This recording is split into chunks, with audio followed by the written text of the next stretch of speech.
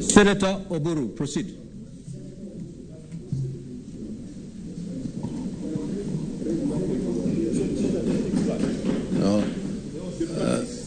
Okay. Usually speak last.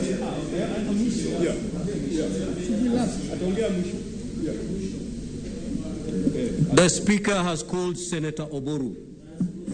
Okay. Kindly proceed. And if you're not proceeding, your No, chance... I'm proceeding, Mr. Speaker, sir.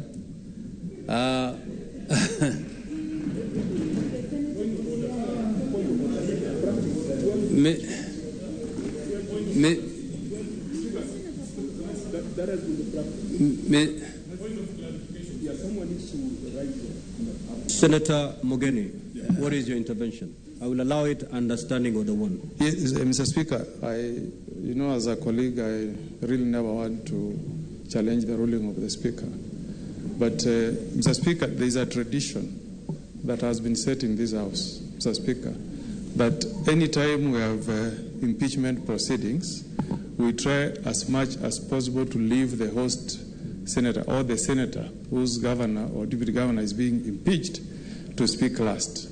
So, Mr. Speaker, in fact, that has been the tradition in the more than 7 impeachments that we have done on this House. So, Mr. Speaker, I'll kindly urge that following that tradition and on the request that we had as a caucus, you kindly allow the Senator for Siaya to speak last, Mr. Speaker.